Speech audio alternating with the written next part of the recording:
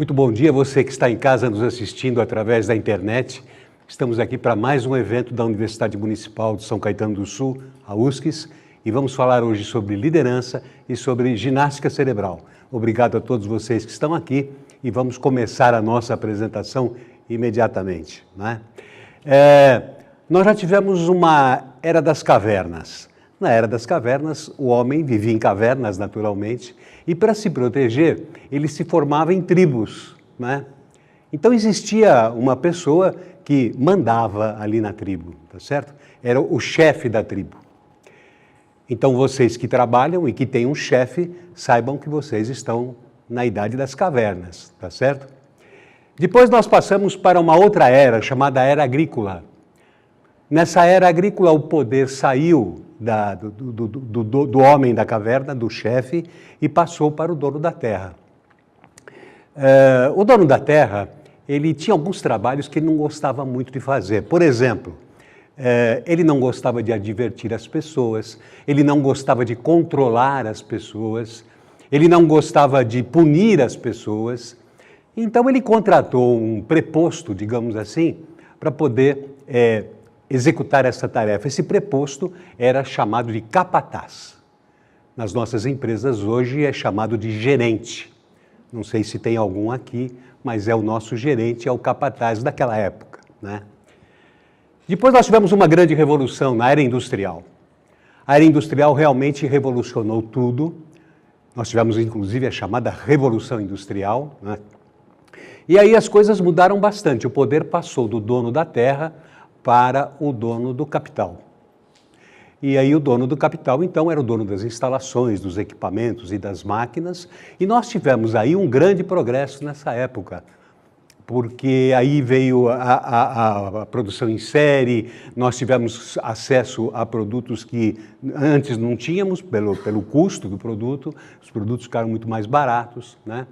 Então, houve algumas vantagens, também algumas desvantagens na era industrial. A Revolução Industrial trouxe algumas desvantagens. Por exemplo, a primeira desvantagem é que ela separou trabalho de qualidade de vida, né? Uma coisa é o trabalho, outra coisa é qualidade de vida.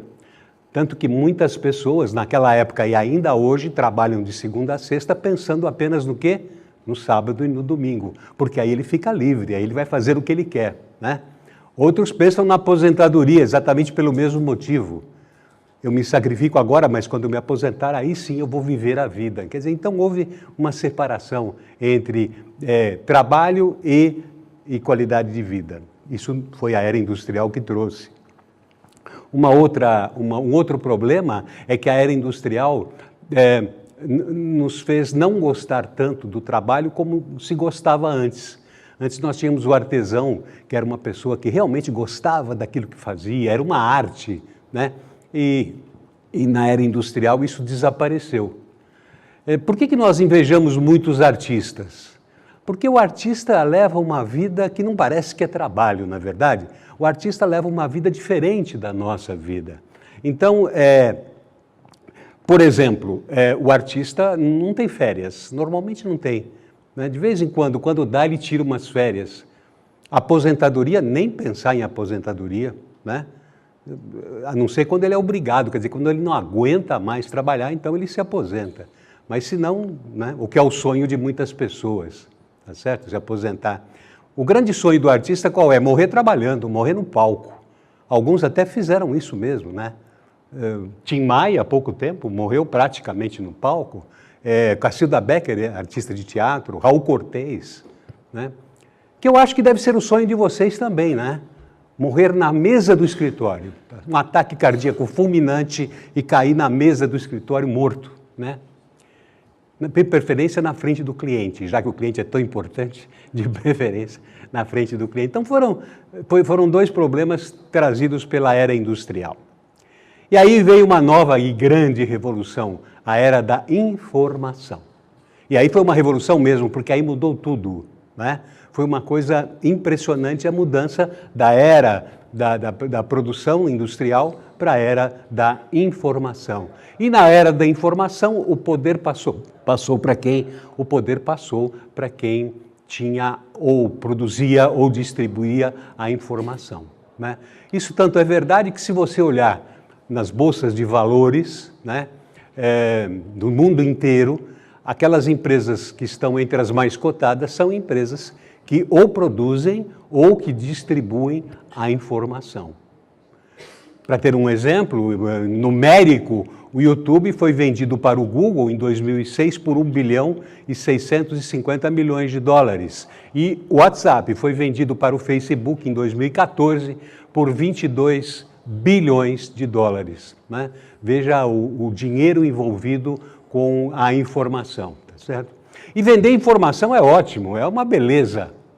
Por quê? Porque eu tenho uma coisa, eu vendo essa coisa e eu continuo com essa coisa.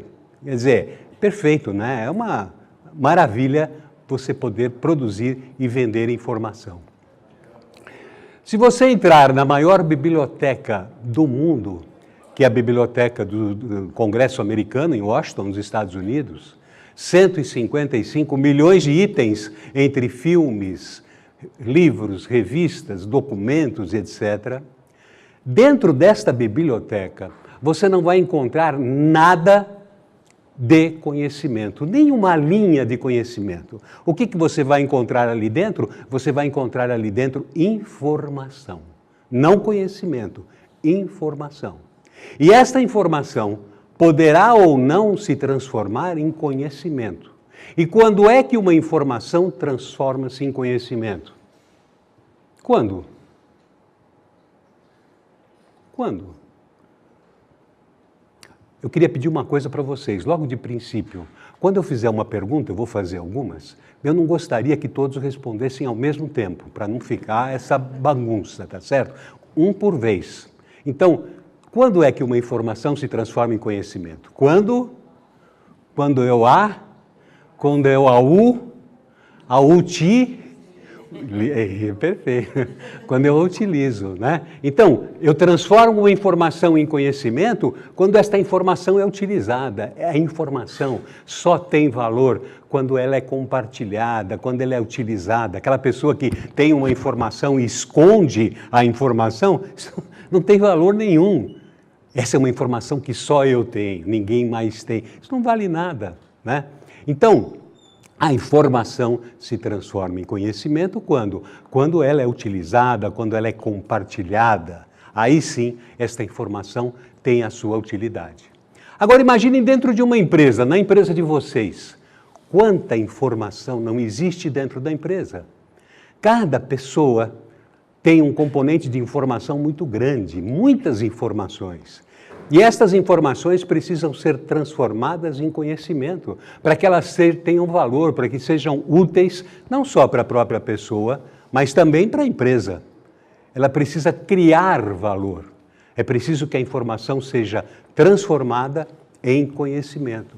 E quem é a pessoa responsável por coordenar todo esse trabalho e por fazer com que as pessoas que estão dentro da empresa se acostumem a transformar informação em conhecimento? Quem?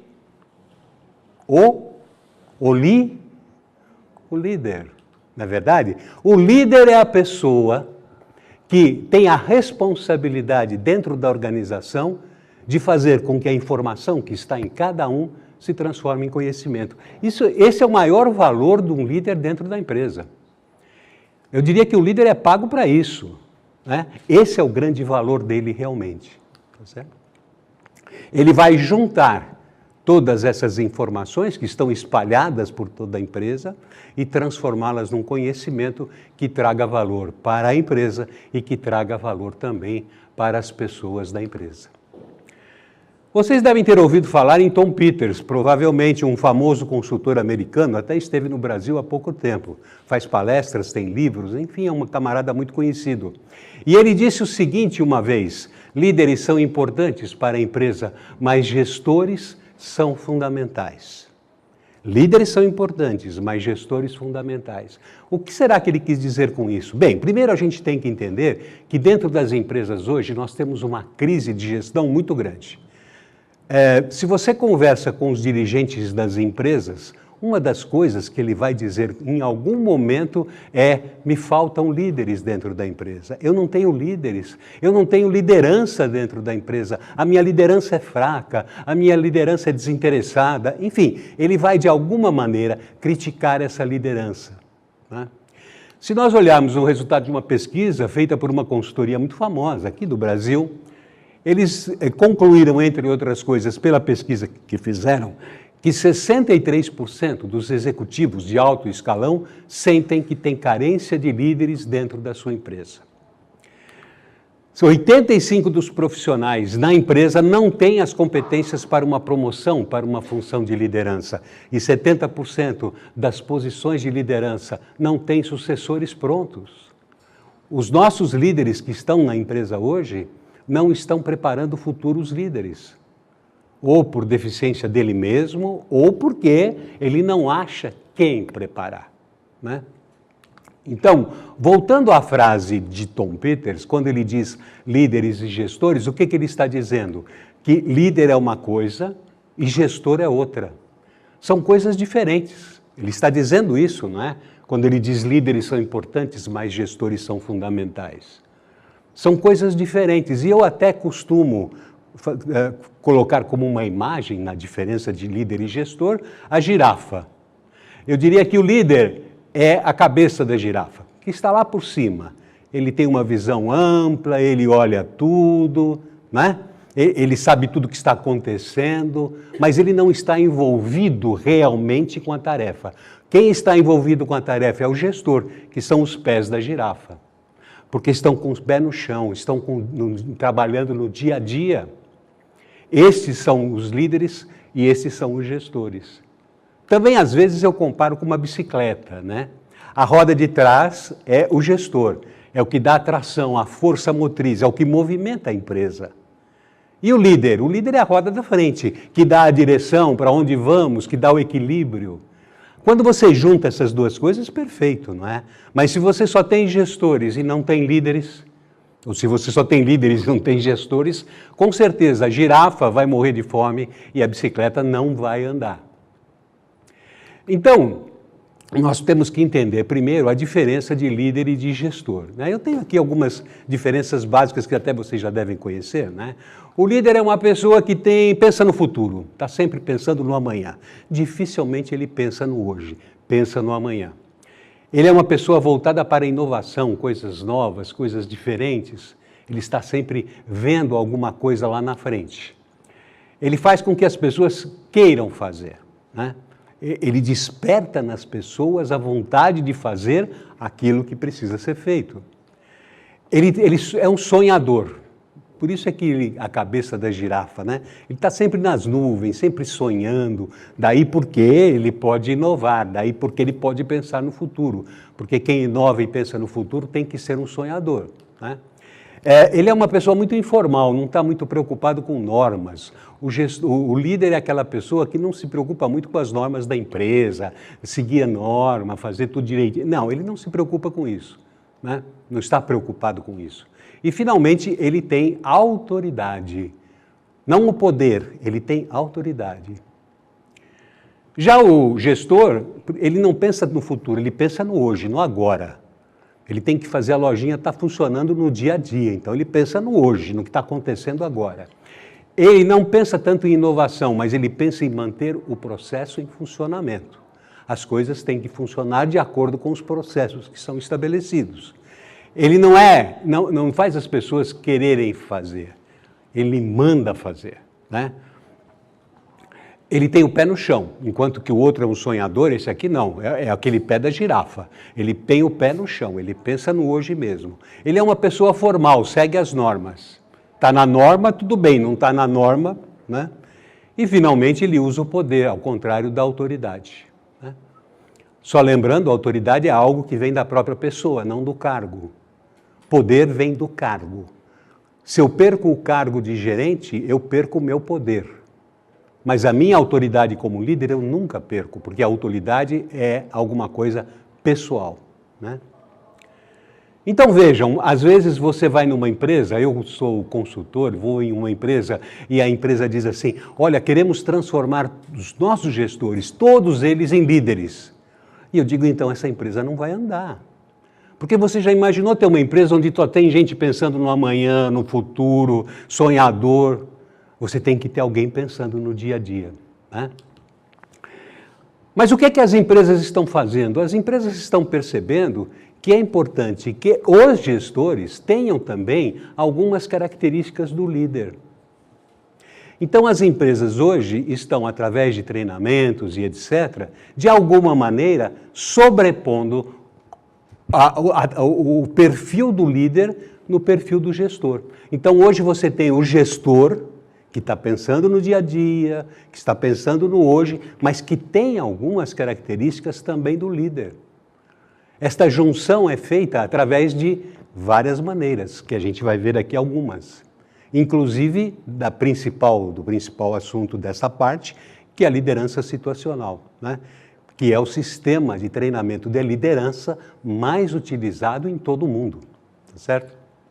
Então é exatamente sobre isso que nós vamos falar. Vamos falar sobre liderança, mas sempre voltado também para o papel do gestor, tá certo? Ok até aqui? Tudo bem? Muito bom. Conceito de liderança. Liderar é a habilidade. Liderar é uma habilidade significa o quê? Como é uma habilidade, ela pode ser aprendida. E existem treinamentos, né? Estamos falando de um deles aqui, exatamente para desenvolver esta habilidade. Então, aquela ideia de que líder nasce pronto não é verdadeira, né? Necessariamente o líder nasce pronto não é verdadeira. Liderar é a habilidade de influenciar, isso é que faz o líder. Ele influencia, ele não manda, ele faz com que as pessoas queiram fazer. Ele tem um jeito de influenciar as pessoas para fazer aquilo que precisa ser feito. Certo? Influenciar pessoas a caminharem satisfeitas, porque não é só caminhar, é caminhar com satisfação, é fazer o trabalho com satisfação, é fazer aquele trabalho com vontade de fazer aquilo, né? Para chegar em um objetivo comum. E o objetivo comum significa que o objetivo tem que ser dos dois. Tem que ser da empresa, porque temos que atingir o objetivo da empresa, mas temos que atingir também o objetivo individual de cada um, porque cada pessoa dentro da empresa tem o seu objetivo pessoal. Eu estou naquela empresa trabalhando ali por algum motivo, eu tenho um objetivo. Pode ser pela possibilidade de desenvolvimento, pode ser porque fica perto da minha casa, pode ser porque o trabalho é muito bom, o salário é muito bom, enfim, por algum motivo eu estou ali. Então eu tenho que também no meu trabalho atingir os meus objetivos pessoais, não é só o objetivo da empresa. Sempre pautado pela ética, evidentemente, né? Que é um assunto que está até muito na moda agora, a ética, né? Ou a falta de ética. Mas a ética é importantíssimo nesse relacionamento de líder com subordinados. Um conceito que eu gosto muito, que eu acho que fala, liderar é levar pessoas de onde elas estão para onde nunca estiveram. Eu acho que esse é realmente o papel do líder. O papel do líder é descortinar um novo horizonte para as pessoas, mostrar um novo caminho para as pessoas, mostrar novas possibilidades para as pessoas. É criar um caminho para que a pessoa possa atingir os seus objetivos e os objetivos da empresa. Essa é a missão do líder, né? E a gente tem que, de alguma forma, mostrar como líder para as pessoas que é isso que é importante. Uma pergunta que sempre se faz, né? Os líderes podem ser fabricados? Isto é, eu posso fabricar eu pego uma pessoa que não tem nada de liderança, nunca foi líder de coisa nenhuma, e eu posso transformar essa pessoa num líder. Bem, eu diria para vocês que se nós olharmos os grandes líderes da humanidade, não é? Como, por exemplo, Gandhi, como, por exemplo, Nelson Mandela, John Kennedy, nem foi do tempo de vocês, eu acho, vocês são muito jovens, né? Talvez vocês só conheçam por história, Napoleão Bonaparte, Martin Luther King, e esse aqui quem é, vocês sabem, não? Esse é bem antigo. Lenin, exatamente. Então, Aí estão alguns líderes, reconhecidos como líderes, né? Provavelmente eles não fizeram nenhum curso de liderança, nem sei se tinha na época, talvez sim, mas eles não precisaram fazer. Por quê? Porque eles tinham uma coisa chamada dom, o dom da liderança. E o que é dom? Dom nada mais é do que uma dádiva, é um presente. Do latim, dom é presente ou dádiva. Isto é uma capacidade inata da pessoa, ela nasceu com aquela capacidade, nasceu com aquele dom. Ele nasceu com o potencial para executar alguma tarefa que seja mais complexa para a maioria das pessoas. Então essa pessoa tem um dom, né? Bom, mas eu sou um perna de pau na liderança, tá? Eu nunca fui líder, eu não tenho dom nenhum, eu não nasci com o dom da liderança. Então eu nunca serei líder? Poderá ser sim, lógico que sim. Por quê? Porque a maioria das pessoas, a maioria dos líderes que nós temos nas empresas não nasceram com esse dom. Mas eles criaram habilidades, desenvolveram habilidades que os transformaram em bons líderes. Talvez não cheguem a ser um Gandhi, né? Talvez não cheguem a ser um Kennedy, mas são bons líderes, sem ter dom para isso. Então eles criaram, de uma certa maneira, a possibilidade de chegar a essa função. Portanto, aqueles que são pernas de pau na liderança não precisam ficar desanimados, não, porque podem ser líderes também. E é daí que surgem as teorias da liderança. Essas teorias de liderança são aquelas teorias que são preparadas para desenvolver a pessoa nesta função. Vou mostrar para vocês aqui 4 teorias de liderança. Uma delas, a principal que nós estamos falando aqui, que é a liderança situacional, né? A primeira teoria de liderança, provavelmente todos vocês conhecem, vocês que trabalham, com certeza, já passaram por alguém que usa esta teoria. Conhecem essa teoria? Não? Os pequenos obedecem os grandes. Os pequenos obedecem os grandes. Provavelmente vocês conhecem essa teoria na prática, não é verdade? Esta teoria que os pequenos obedecem os grandes, ou uma outra maneira de falar, não é? Obedece quem, manda quem pode, obedece quem tem juízo. Esta teoria não funciona mais. Não funciona mais. Dentro das empresas, na maioria das empresas, em algumas sim, mas na maioria das empresas não funciona. E por que elas não estão mais funcionando? Porque essa teoria que funcionou durante tanto tempo, hoje ela não funciona mais. Por um simples motivo, do qual talvez vocês, ou com certeza a maioria de vocês faz parte desse motivo, é porque nós estamos passando por uma mudança de geração muito grande. Mudanças enormes. Antigamente, quando você mudava de uma geração para outra, era pouca a mudança que acontecia, mas da última para esta geração, as mudanças foram enormes, motivado até mesmo pelo acesso à informação, à internet e etc. Só para vocês terem uma ideia da evolução das gerações, ou da involução das gerações, depende do ponto de vista, nós começamos lá em depois de 1945, com os chamados Baby Boomers. O que são os Baby Boomers? São aquelas pessoas que nasceram depois da guerra, daí o nome, Baby Boomers, né? Que é o estouro de crianças, de bebês, né? Que nós tivemos durante a guerra. Isto é, depois da guerra. Os soldados voltaram, não é, da guerra, estavam ali desempregados, não tinham o que fazer, aí resolveram fazer filhos, né? Então nós tivemos uma explosão mesmo de nascimentos, né? Que são chamados Baby Boomers.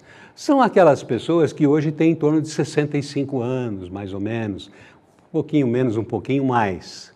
Dentro das empresas, essas pessoas ou estão em cargos já mais elevados, ou já estão se aposentando, ou já se aposentaram, né? Então, dentro da empresa você não encontra muitos baby boomers espalhados pela empresa. Eles estão mais ou menos concentrados em alguns lugares.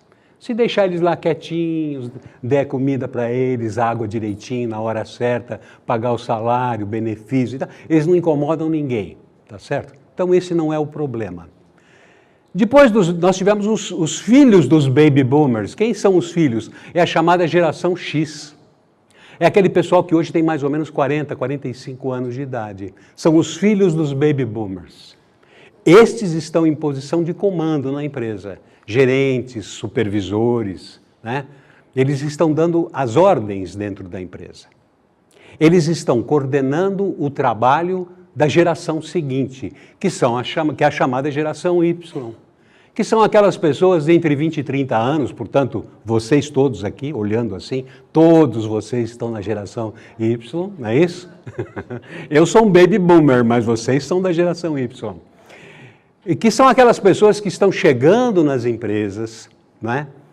Que estão querendo assumir posições, que estão querendo trabalhos de mais responsabilidade, que estão querendo serem mais úteis, digamos assim, para a empresa. E aí, eles encontram pela frente quem? Eles encontram pela frente um chefe, que é geração X. E aí aqui está o grande conflito na empresa. Porque quando foi mudando de geração, até mudar dos baby boomers para a geração X, a mudança era muito pequena, né?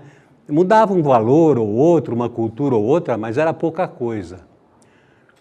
Da geração X para a geração Y, a mudança foi uma coisa incrível. Então, a maioria dos nossos gestores X não sabem como lidar com a geração Y. Eles não sabem. E nem estão sendo preparados pelas empresas para isso. É incrível. As empresas não preparam.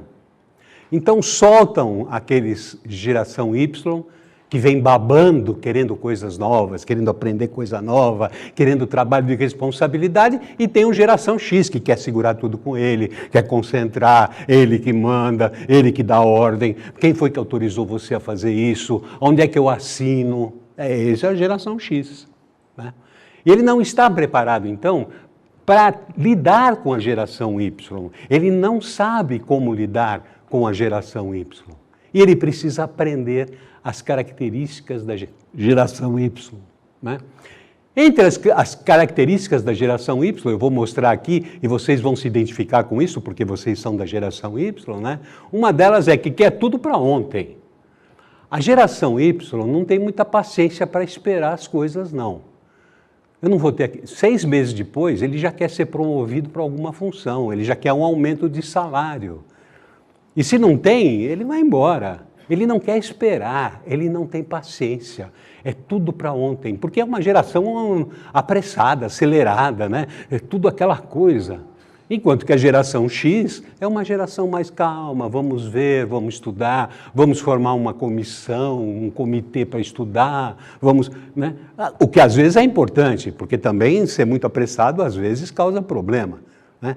Mas a geração Y ela não se acostuma muito com isso, né? Então ela quer coisa tudo para ontem. São impulsivos, né? Tomam decisões rapidamente, tomam decisões no impulso, não pensam muito para tomar, não levantam informações, tomam a decisão. E se não der certo, depois a gente volta para trás, não tem importância. A gente desliga e reset, não é isso? É por isso que a geração Y não tem nenhum problema de lidar com esses equipamentos novos. Se você coloca na minha mão um celular, meu Deus do céu, eu fico com medo de apertar aquele botãozinho, eu fico com medo de fazer não sei o quê, porque eu não sei o que vai acontecer. A geração Y quer saber. Ele aperta o botão, se não der certo, ele volta para trás, desliga, liga de novo e vamos em frente. Né? Então, essa impulsividade, às vezes, é até positiva. Quer ser valorizado. A geração X é muito econômica na valorização das pessoas, né? Eles estão acostumados, por exemplo, com avaliação de desempenho, que é feita uma vez por ano. Então, uma vez por ano tem avaliação de desempenho, né? O camarada aqui da Y ele quer ser avaliado todo dia, toda hora. Qualquer trabalho que ele faz, ele quer receber um retorno. Não aquela avaliação que é feita uma vez por ano.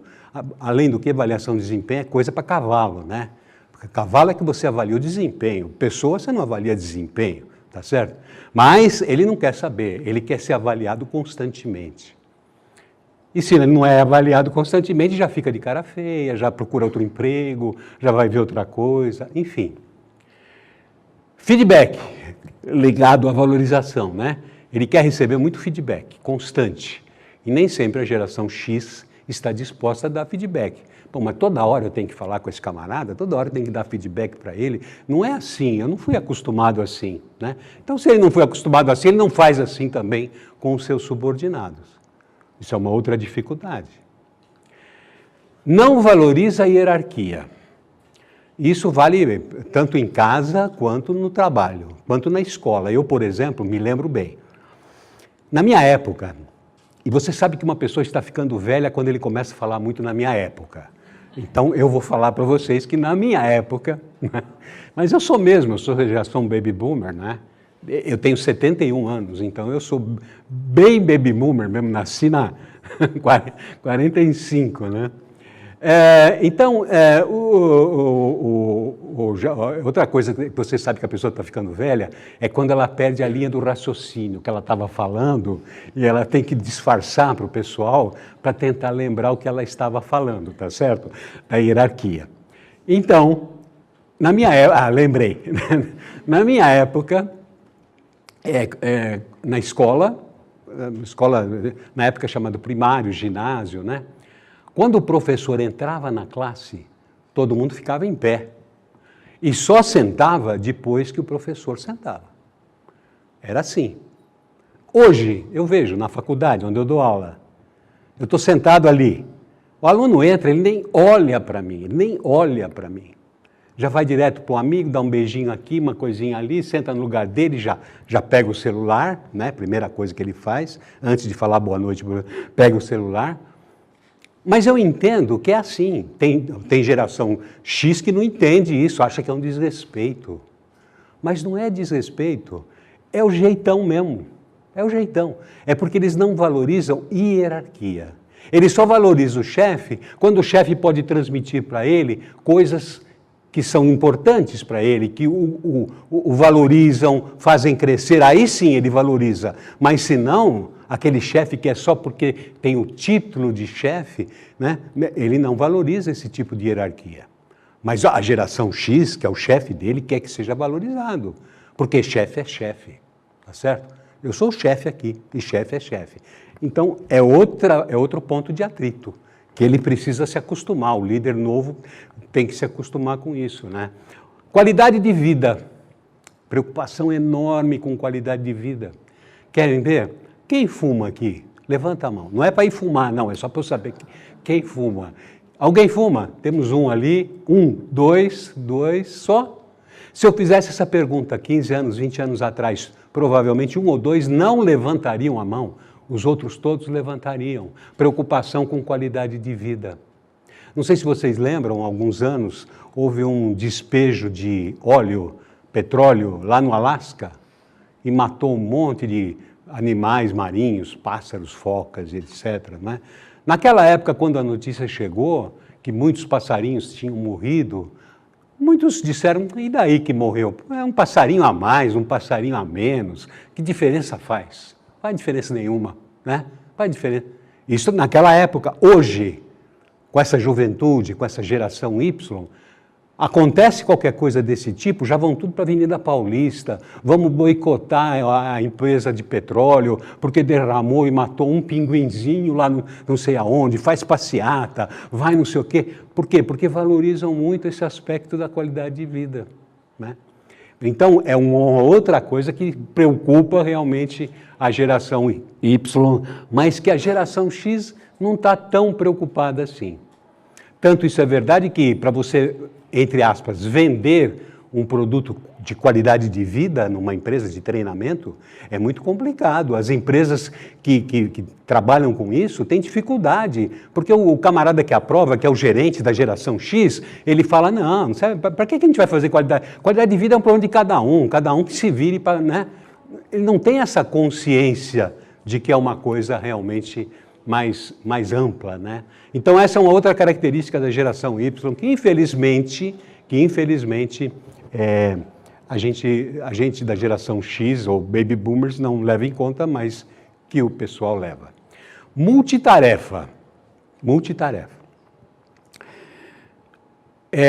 O pai ou a mãe entram no quarto do filho quando ele está estudando e eles não acreditam que ele está estudando. Por quê? Porque o filho não estuda do jeito que ele estudava. A geração X, quando estudava, o que eles faziam? Ia para um quarto, lugar tranquilo, livro, apostila, caderno com as anotações e ficava lendo ali, decorando até aprender aquilo. Hoje, entra no quarto do filho, geração Y. Ele está com um fone de ouvido ligado no celularzinho, tocando uma música. O pé está em cima da caixa de som, ele está aqui com o seu notebook dando uma olhadinha não sei no que, ele está com o WhatsApp também vendo não sei o que mais, e está com o que ele está estudando ali. Faz tudo ao mesmo tempo. E o pai fala, esse menino não está estudando nada, no final ele tem nota boa, isso que é pior, tem nota boa. Então, é diferente o espírito do Y com o espírito do X. Então, dentro da empresa, imagine dentro da empresa, onde o X está acostumado com aquela pessoa que fica na mesa sentadinho, bonitinho, quietinho, trabalhando, e aquele outro que fica circulando para lá e para cá, fala com um, fala com o outro, vai tomar café, vai no banheiro. Como é que ele pode estar trabalhando? Né? Mas ele está produzindo, mas o X não entende isso. E aí o que acontece? Conflito. Né? Conflito. Sempre conectado, não é verdade? Tenho certeza. Primeira coisa que vocês fizeram de manhã hoje. Bom, primeira coisa foi abrir os olhos, digamos assim. A segunda coisa que vocês fizeram hoje, tudo bem, ir no banheiro, tá ok. A terceira coisa que vocês fizeram hoje, qual foi? Ligar o celular, tenho certeza. Ligar o celular para ver se tem alguma mensagem, para ver se tem algum WhatsApp, para ver se tem alguma coisa. Não é verdade? Às vezes até foi antes de ir no banheiro, assim que abriu o olho. Sempre, começa de manhã à noite.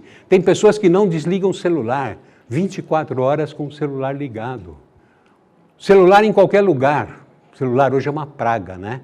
O celular é uma praga.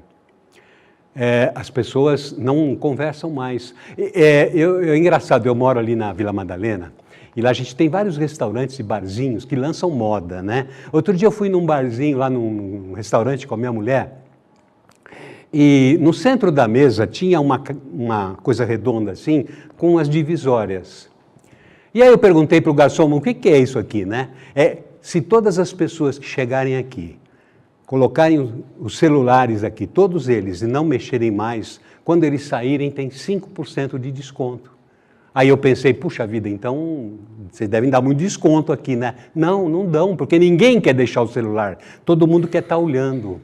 Uma outra coisa que me contaram, também um outro jeito, né? Quando chegam os amigos, todos eles colocam o celular no centro da mesa. E o primeiro que pegar o celular paga a conta. Muita gente não quer nem fazer isso, porque ele sabe que vai pegar. Eu e minha mulher, nós dois somos idosos. E nós temos um costume que os idosos tinham. Vou contar para vocês que são jovens, vocês não sabem disso. Mas os idosos, antigamente, conversavam um com o outro. Falava um com o outro. É incrível. Então fomos no restaurante, sentamos lá, eu e minha mulher. Aí eu falo, ela escuta, ela fala, eu escuto. Mais ela fala, eu escuto do que o contrário. Mas a gente se dá bem porque nós estamos os dois acostumados com esse processo, que antigamente era um processo de comunicação, de interação. A gente interagia através da palavra. Olha que coisa maravilhosa. Hoje não.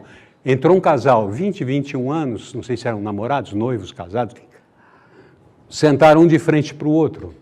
A primeira coisa, cada um pegou o seu celular e tique, tique, tique, tique. Falei com a minha mulher, eu acho que eles estão conversando um com o outro. Eles estão falando, o que nós vamos comer? Ah, não sei, dá uma olhada no carro. Eu acho que é, porque não está acostumado a falar. Eu até brinquei com ela e disse assim, daqui umas 6, 7, 8 gerações talvez, vocês já ouviram falar de Darwin. Darwin dizia que o ser humano vai se adaptando ao ambiente, ao meio ambiente, não é verdade? Dentro de uns 8 anos, nós vamos ter o homem lagosta. Homem ou mulher, né? Lagosta. Por quê? Preste atenção. Esses 3 dedos, por falta de uso, eles vão se atrofiando. E nós vamos ficar só com 2 dedos. Porque é o que precisa, ou para fazer assim, ou para virar a tela assim. Tá certo? Então vamos ter o homem lagosta. Eu acho, né? Darwin deve ter razão. Mas não vai ser agora, não se preocupem, agora não. Mas daqui umas 9 gerações, com certeza, o homem lagosta vai estar presente, né? Então, sempre conectados, sempre sabendo de tudo, não é? Adoram novidades. Não sei se vocês lembram, quando lançaram um dos últimos, o último iPad aí, iPad, iPod, eu nunca sei o que é um, o que é o outro, acho que é iPad, lá em Nova York, na loja da Apple, 2 dias antes tinha uma fila de pessoas para comprar o negócio, e o primeiro que comprou saiu da loja como se tivesse um troféu, e foi aplaudido pelo pessoal, porque foi o primeiro que comprou. E qual era a nacionalidade dele? Brasileiro. Saiu no jornal até, né? Não estou inventando a notícia. Então, realmente sempre conectados. Querem a informação imediata. E a culpa disso de quem é? Do Google. Porque no Google você coloca o negócio lá, 0,32 de décimo de segundo, vem um monte de resposta. Ele se acostuma com isso, então ele chega na empresa e ele fala com o chefe alguma coisa. Ele quer uma resposta imediata. Ele não entende que a geração X, que é aquela geração que realmente tem complicação para ser rápida, que tem complicação para... Ela quer as coisas mais devagar, não pode ser tão rápido assim, vamos pensar, vamos ver, né? Então, não é tão fácil assim e não é tão simples assim. Outra coisa, não escreve, digita. Vocês não imaginam o sofrimento de um professor que tem que ler uma prova de aluno hoje. Primeiro, que ele tem que entender o que o aluno escreveu, né? O conteúdo, isso é uma coisa. Depois ele tem que entender a letra do aluno, porque ele não está acostumado a escrever. Ele abrevia como se ele estivesse escrevendo no computador. Escreve com uma letra, porque não está acostumado a escrever. No meu tempo, nós tínhamos uma aula de caligrafia. Você comprava um caderno e ficava escrevendo para escrever redondinho, né? Aquela letra que a gente fala, letra de professora. Se alguém aqui é professora, sabe o que é a letra de professora. Mas não, é tudo rabisco, é terrível, né? É terrível, é complicado. Eu sou professor do EAD também, da USCS, né? E tem algum aluno meu aqui da USCS, de EAD, não? Não? Então é mais fácil, porque lá é pelo computador, mas mesmo assim vem muita coisa abreviada e tudo mais. Então, não estão acostumados a escrever. Sempre buscando novas tecnologias, né? Você não sabe da última, você não conheceu aquele aplicativo. O que é aplicativo? Primeiro, o que é aplicativo? Segundo, do que você está falando, que eu não sei, tá certo? E, finalmente, o respeito, como eu disse, é adquirido, né? Então, a geração Y respeita quando adquire esse respeito. O poder aqui não tem nada a ver. É o que a gente falou de não valorizar a hierarquia. Então, vejam, essas características da geração Y, o coitado do gestor, do líder, do gerente da geração X não está preparado para isso. Daí, o que acontece? Atritos, né? Atritos. E aí acaba se perdendo, lógico, né? A corda sempre arrebenta do lado mais fraco, acaba se perdendo bons profissionais por causa desse problema ok? Agora, precisa prestar atenção, né? Porque nós já estamos chegando na geração Z. E o que é a geração Z? A geração Z é aquela geração que está aí na boca para assumir. Temos ali um exemplo da geração. Aquela menininha bonitinha, engraçadinha que está ali, ela tem um blog na internet. Olha o tamanho dela. Tem um blog, né? Depois a gente vai falar o nome do blog dela, como é que entra, porque ela escreve coisas muito interessantes. E olha lá, geração Z. Já está se preparando. Daqui uns 5, 6 anos vai estar nas empresas também, apurrinhando a paciência dos Y que foram para a chefia, né? Mas é isso que é a geração Z, então a gente precisa um certo cuidado. Bem, a segunda, isso é a primeira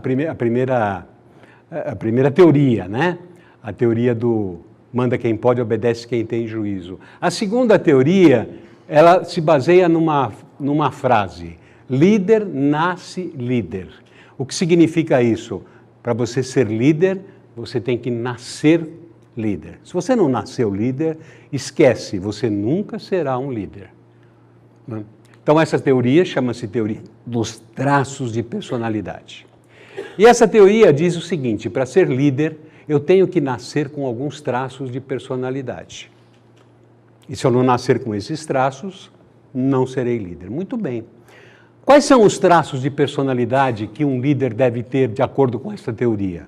Bom, o pessoal que defendia essa teoria, e hoje quase ninguém mais fala nisso, é uma teoria já ultrapassada, né? Ninguém mais fala nisso, começou a listar quais eram as habilidades, as características, os traços de personalidade da pessoa.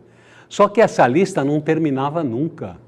Sempre alguém lembrava, e também não é importante que ele tenha, é verdade, vamos colocar na lista, e colocava na lista. Mas não é importante que ele tenha, é verdade, vamos colocar na lista. A lista não acabava.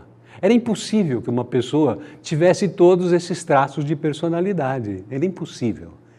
Isso foi um dos motivos pelos quais essa teoria começou a balançar, né?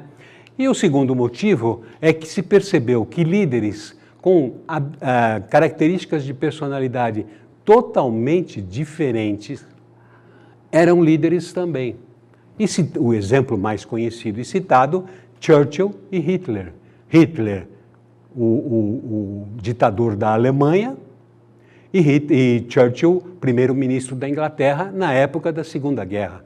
O mesmo momento, a mesma situação, dois líderes totalmente diferentes, com personalidades totalmente diferentes, mas os dois eram líderes. Nós não podemos negar que Hitler foi um líder para o mal, né, infelizmente, mas ele foi um líder.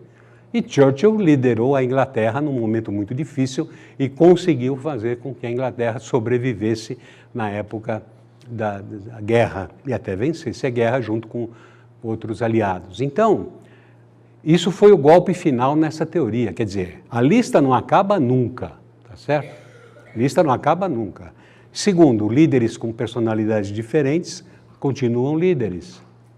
E isso então levou essa teoria dos traços de personalidade a ser uma teoria que foi abandonada, digamos assim, né? Hoje não se fala mais nisso, a não ser uns baby boomers bem velhos, né, que ainda dizem assim, mas um líder tem que nascer líder e tal. Isso é bobagem. Aí, nós viemos uma outra teoria, é como o líder se comporta perante os seus subordinados. Então, nós tivemos a teoria chamada teoria comportamental. A teoria comportamental, ela dividiu os líderes em 3 tipos. Nós tínhamos o líder autoritário, é aquele que manda fazer, que não escuta ninguém, que diz como deve ser feito, aonde, quando, dá ordem e não quer ser contestado, e cada um faz o seu trabalho e fim de papo. Vamos todo mundo trabalhar. Esse é o líder chamado líder autoritário, né? Depois nós tínhamos o líder permissivo, aquele líder que abandonava os liderados. Deixa fazer do jeito que quiser, fecha os olhos, o pessoal faz do jeito que quiser. E finalmente tínhamos o líder democrático, que era o líder que dava orientações, mas que também permitia uma participação do pessoal, permitia que o pessoal desse opiniões, sugestões, né? Quando eu pergunto qual é o melhor estilo de liderança dos 3 que estão aí, vocês me responderiam o quê? Qual é o melhor estilo? É o democrático, né? As pessoas falam, o democrático é aquele que permite a participação, ouve as pessoas, é o que consegue bons resultados. Mas aí se percebeu o quê? Se percebeu que o autoritário, em algumas ocasiões, também conseguia bons resultados. Não era só o democrático, o autoritário também. E percebia-se que também o permissivo, em alguns momentos, em algumas situações, em alguns grupos, também conseguia bons resultados. Isto é, os 3 conseguiam bons resultados, os 3 conseguiam maus resultados. Então, não existia um estilo de liderança que a gente possa chamar de estilo ideal. Os 3 podem funcionar. Então, vejam, estava faltando alguma coisa nessa teoria comportamental. Alguma coisa que explicasse por que acontecia isso. E essa alguma coisa surgiu com a teoria seguinte, que é a teoria, hoje, que eu disse, mais utilizada para treinamento de líderes em todo o mundo, que chama-se liderança situacional. desenvolvida por dois americanos, professores, consultores, estudiosos de liderança, Paul Hessey e Kenneth Blanchard.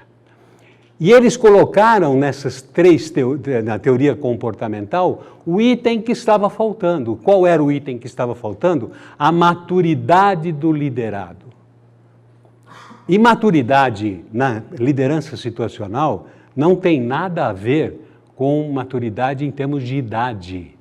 Maturidade é quanto a pessoa conhece da tarefa que vai ser feita. Isto é maturidade. Então você pode ter um jovem que tenha alta maturidade e você pode ter um idoso que tenha baixa maturidade. Depende do que ele vai fazer. Eu, por exemplo, quando pego um celular novo, como eu peguei outro dia, comprei um celular novo, todo cheio de botões. A minha maturidade ali é 0, mas a maturidade do meu neto é altíssima. Ele pega e explica, vovô, é assim que faz, ó, tique, tique, tique. Eu falo, repete, vai devagar, porque eu não estou entendendo. Mas ele entende tudo. A maturidade dele é alta. Então, maturidade não significa, e no caso da liderança situacional, não significa idade cronológica. Significa, sim, o quanto a pessoa conhece ou não conhece da tarefa que será feita. Essa é a base da liderança situacional. E quando eles introduziram esta maturidade na liderança comportamental, juntaram as duas coisas, aí se complementou. Aí ficava claro por que um autoritário, um democrático e um permissivo, eles tinham sucesso ou tinham fracasso. Poderiam ter sucesso também. Dependia da maturidade do liderado, da equipe dele, para ele poder ter bons ou maus resultados, usando um estilo de liderança que se adaptasse à maturidade. Então, nós temos na liderança situacional quatro estágios de maturidade, né? Nós temos a baixa maturidade, aquele camarada que não sabe fazer nada, aquela pessoa que entra na empresa, começa a fazer um trabalho, nunca viu na sua vida aquele trabalho, a maturidade dele é 0. Baixa para média, quer dizer, já está aprendendo a fazer a tarefa. Média para alta, quer dizer, já está quase no ponto ideal. E a alta maturidade, aquele que já sabe fazer todo o trabalho, tem iniciativa, não precisa de orientação. O interessante é que um gestor, dentro da sua equipe, ele pode ter pessoas que estão nos 4 estágios. Ele pode ter uma pessoa que está com baixa maturidade, uma com baixa para média, outro de média para alta e outro alta. E ele tem que usar um estilo para cada uma das maturidades. Esse é o grande problema, porque muito gestor usa um estilo de liderança só. Não, eu sou um chefe assim, eu trato todos da mesma maneira. Você trata todos iguais? Trato, então você está errado. A não ser, eu digo, um tratamento pessoal é diferente, né? Lógico, você tem que tratar todos da mesma maneira, com educação, dando a oportunidade. Mas no trabalho, você não pode tratar todos iguais, você tem que tratar de maneira diferente. Porque um é alta maturidade, o outro é baixa maturidade, né? Então, nós temos aqui a baixa maturidade, é um colaborador novo que está começando. Você tem que fazer o quê? Tem que determinar o que ele vai fazer. Quando você determina o que, como, quando e onde, qual é o estilo é o autoritário. Depois, você tem aquele que está começando a aprender, já está começando a querer dar um palpite aqui, um palpite ali. Você aí tem que persuadir, incentivar, motivá-lo para que ele continue. Depois, você tem aquele que já sabe fazer, mas ainda às vezes está um pouco inseguro. Você dá o apoio, compartilha com ele o seu conhecimento e dá um apoio. E aquele que já está na alta maturidade, iniciativa, você delega para ele. Então vejam, para cada situação eu tenho que usar um estilo de liderança. O colaborador novo, eu tenho que dizer a ele o que fazer, como fazer e quando fazer. Eu não posso pedir para um camarada que começou hoje, que muitas pessoas às vezes fazem isso. Não, muitas não, mas algumas. Alguns chefes, alguns gestores. Ó, está aqui o negócio, você vai lá e faz, se vira. Não, não posso fazer isso. Ele não vai, como é que ele vai se virar? Ele não sabe nem o que é para fazer. Então, ele tem que ser treinado, tem que ser preparado, você tem que dizer o que, como, quando, você tem que ser autoritário. Você não vai pedir para um camarada que começou a trabalhar semana passada, o que você acha, o que a gente pode mudar, o que a gente pode fazer de melhor. Ele não sabe nem como começar a fazer o trabalho, como é que ele vai dar opinião, né? Então você tem que ser autoritário mesmo. Se você for permissivo ou se você for democrático, não vai funcionar. Você tem que ser autoritário. Se ele já está começando a fazer, já tem alguma, né, ainda está no finalzinho do período de experiência, meio inseguro, será que eu vou ser aprovado no período? Aí você tem que, então, continuar ensinando a ele, porque ele ainda não sabe fazer totalmente, mas tem que motivá-lo, tem que dar um feedback, tem que dizer, não, está ok, realmente você está indo bem, só que aqui você poderia fazer assim, aqui, quer dizer, você continua treinando, mas você dá a ele também uma motivação. Se ele já sabe fazer, é o compartilhamento, você tem que continuar motivando, porque às vezes ele está um pouco inseguro, não é? E eventualmente ensinar, compartilhar um pouco daquilo que você sabe fazer, ok? E finalmente, quando ele tem iniciativa, você tem que delegar. Aqui você não precisa fazer nada, só ficar à disposição dele se houver algum problema muito sério. Mas aqui você tem que deixar ele fazer do jeito que ele quer. Você não pode, por exemplo, aqui na alta maturidade, você não pode simplesmente usar um estilo autoritário. Isto é, um camarada que sabe fazer tudo, tem iniciativa, sabe fazer. Você não pode chamar ele toda hora e dizer, olha, isso aqui eu quero que você faça assim, desse jeito. Não, você não pode fazer assim. Você tem que usar um estilo que seja adaptado à maturidade dele. Então, nós chamamos não, quem sou eu? Paul Hesse e Kenneth Blanchard, na teoria, chama aquele primeiro quadrante, né, de baixa maturidade de direção. Porque o que você está fazendo é isso mesmo, né? Dar a direção para onde ele vai, como vai, quando vai. Esse baixa para média, a liderança situacional chama de treinamento. Ali também é um pouco de treinamento, evidente, mas aquele... Média para alta ele chama de apoio, porque é o que a pessoa está precisando mais, é de apoio, não é tanto de treinamento. E finalmente, na alta maturidade, chama-se delegação mesmo. É a hora que você passa essa tarefa para para o funcionário que já está apto a fazer tudo e que já está apto a desempenhar a tarefa muito bem, né? Então, muitas vezes o que acontece? Você tem um colaborador que está aqui, nesse quadrante, sabe fazer a tarefa, tem iniciativa, você não precisa falar nada. De repente, você passa para ele uma nova tarefa. Muitos gestores, como estão acostumados a que essa pessoa faça muito bem a tarefa, qualquer que seja, mas é uma tarefa que ele já sabe fazer, o que eles fazem? Passam a tarefa e falam, se vira. Mas ele não sabe fazer aquela tarefa. Naquela tarefa, a maturidade dele é baixa. Então, o que acontece? Você vai ter que usar o estilo direção. Então, repare que você vai andar nesses quadrantes. Quer dizer, você está aqui, mas vai ter que passar para cá.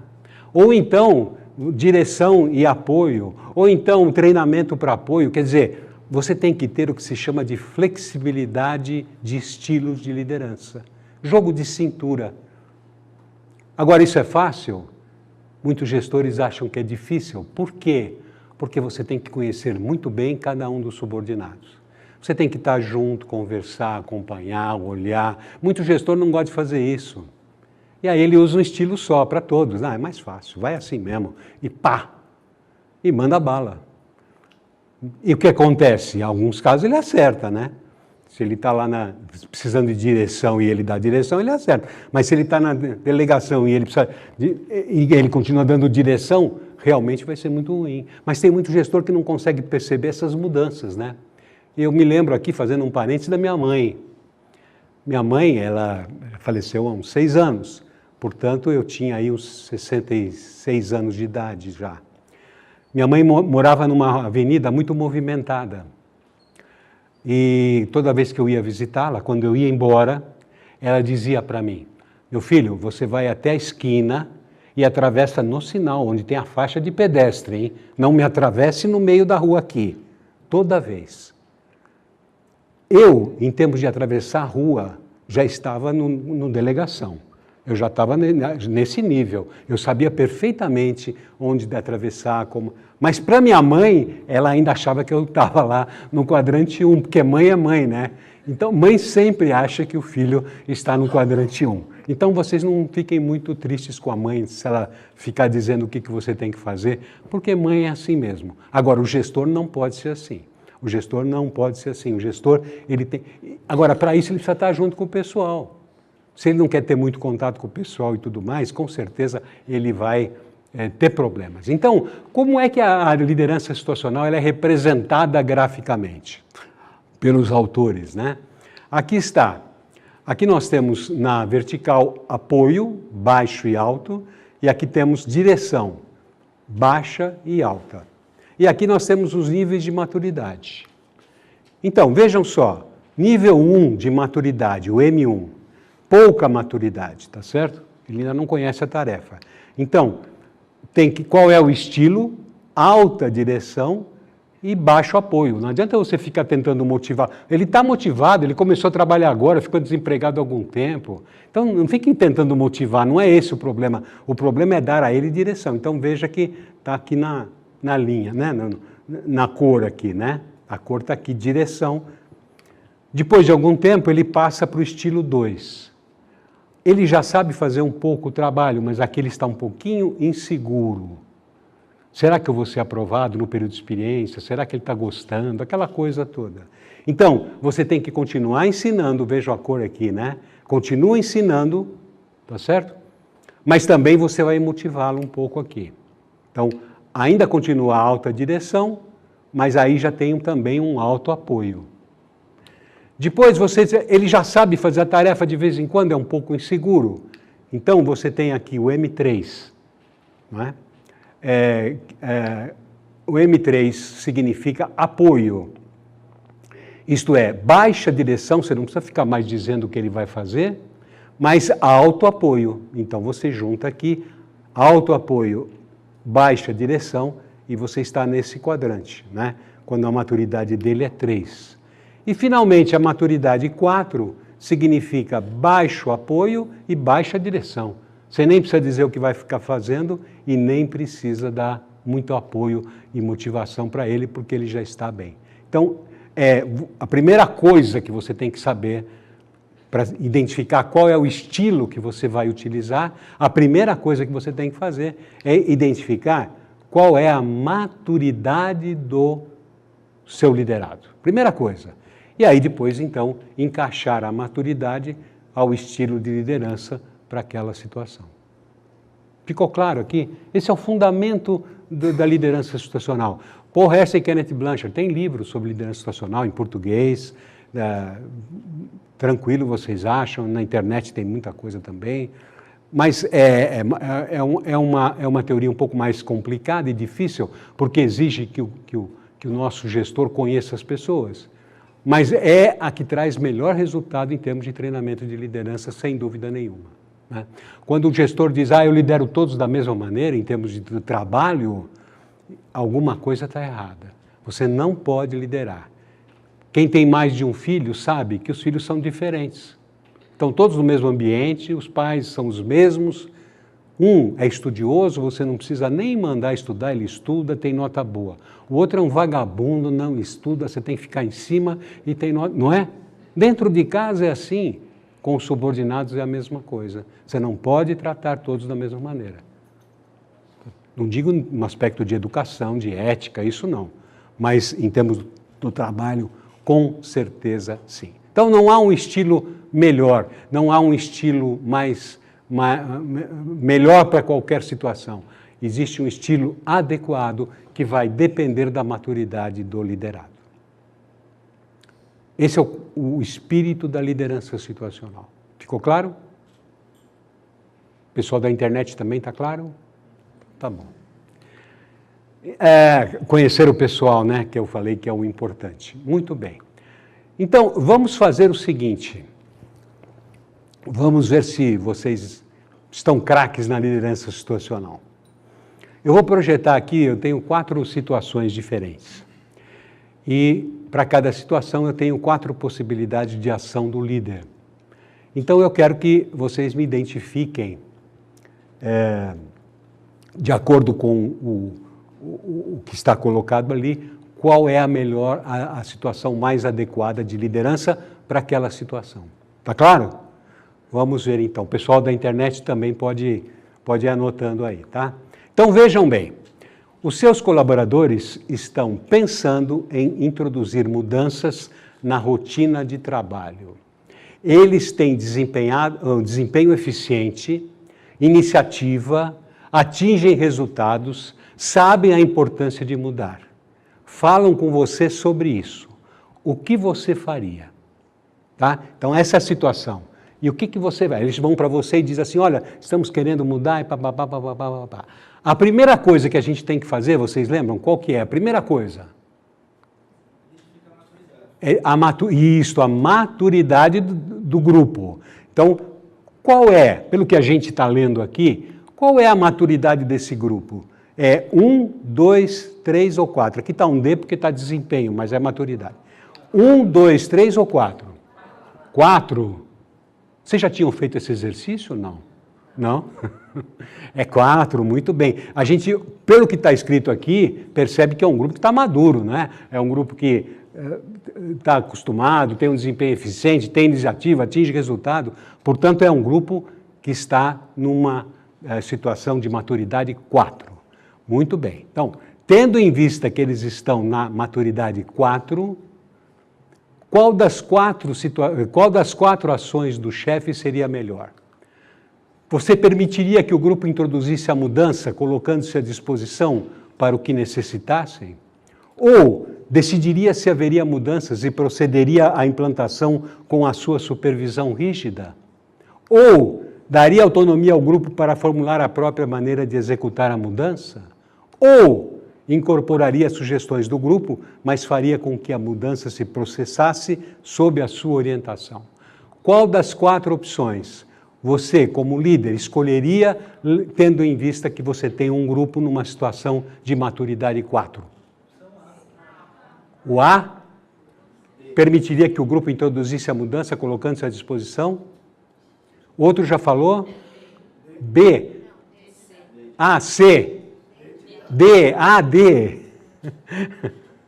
Incorporaria sugestões do grupo, mas faria com que a mudança se processasse. Então, nós temos aqui um A, temos um D. Todos concordam com esse A e com esse D?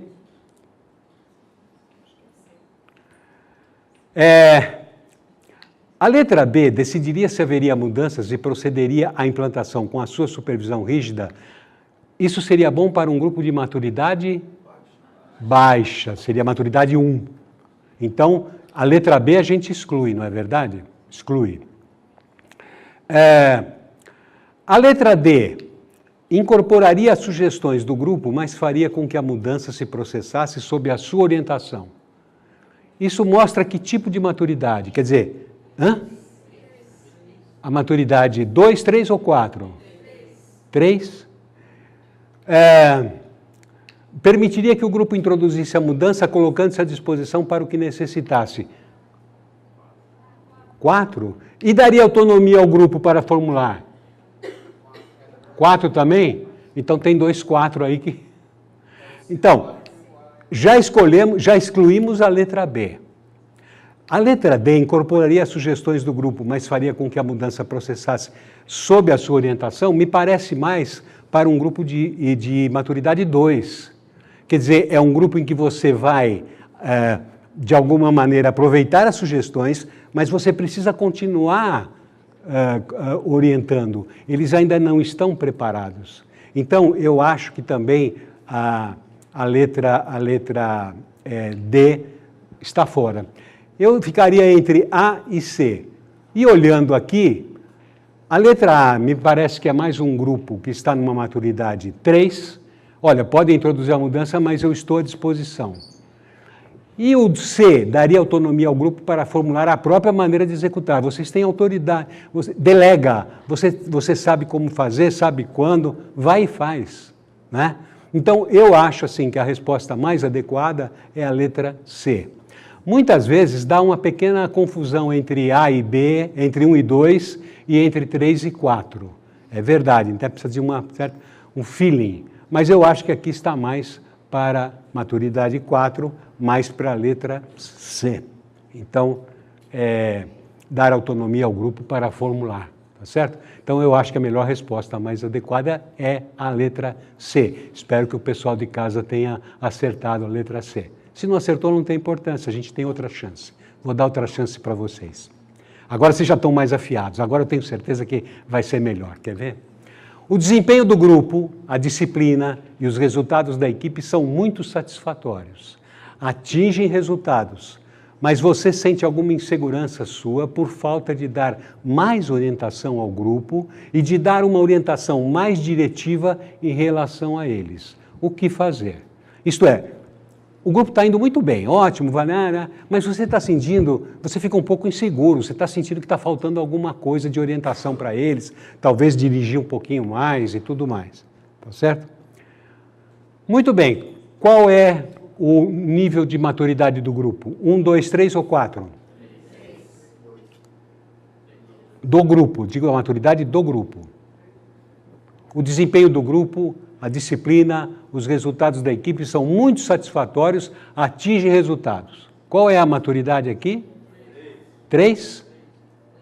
Não é 4, não? Vocês não acham que eles já estão maduros o suficientes para delegar? Sim, porque, olha, tem resultados satisfatórios, atinge resultado, não é?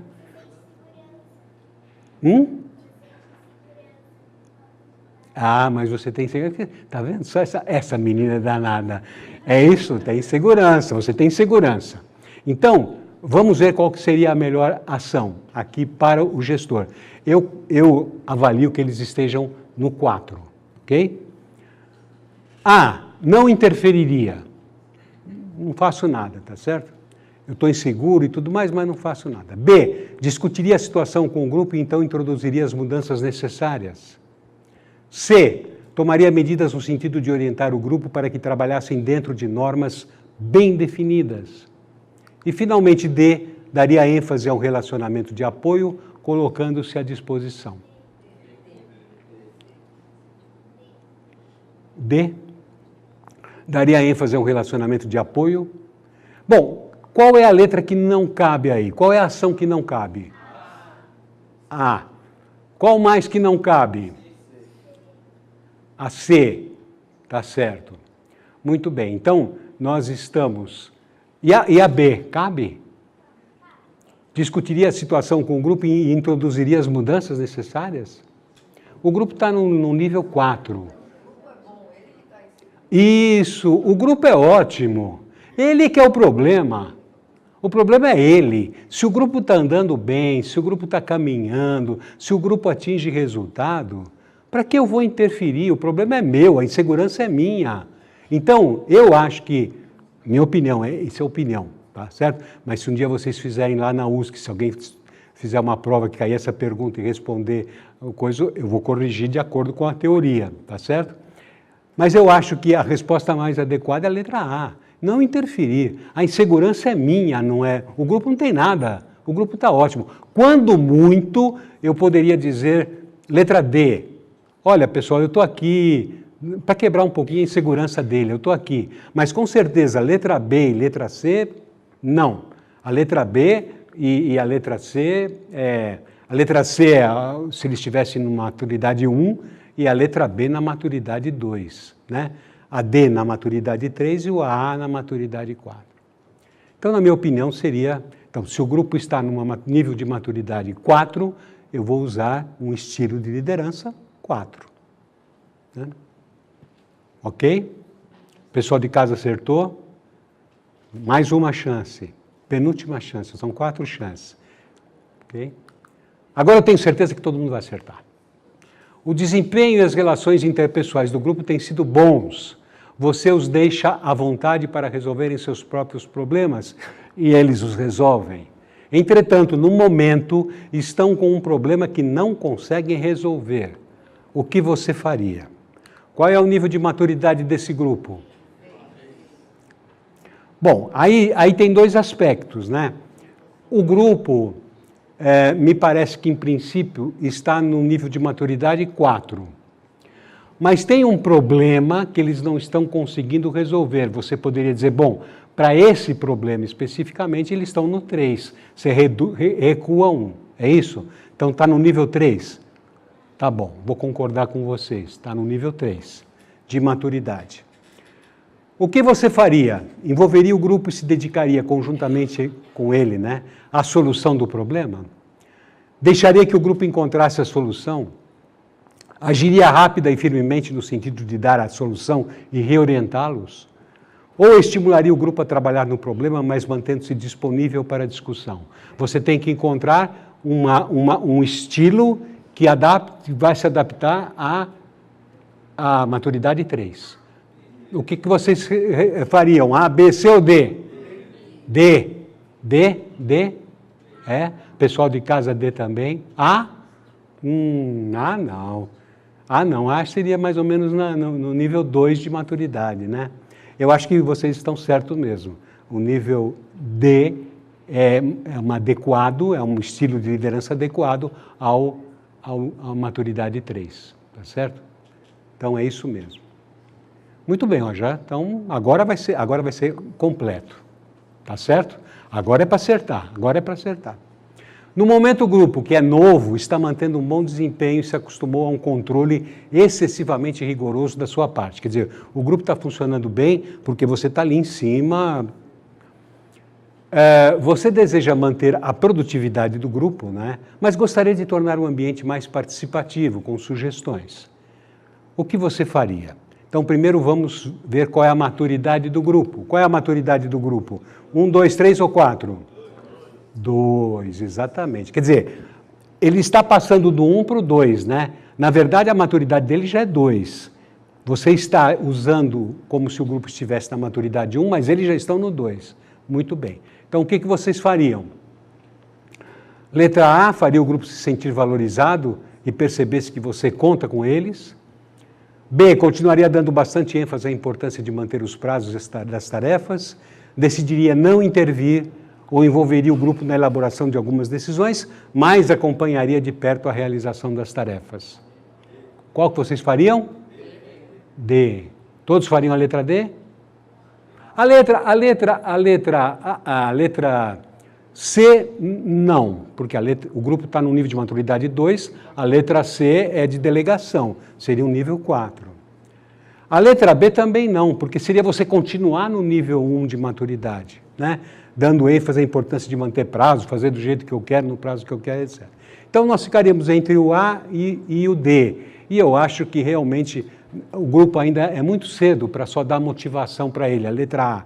Portanto, eu acho que o melhor mesmo é a letra D, envolveria o grupo na elaboração de decisões e acompanharia a realização das tarefas, né? Seria o mais adequado para o estilo de liderança. Então, isso foi para a gente ver como é que, né? Primeiro analisamos qual é o nível de maturidade do grupo, ou da pessoa, né? Se eu estou dando uma tarefa para uma pessoa, e depois o que eu faria.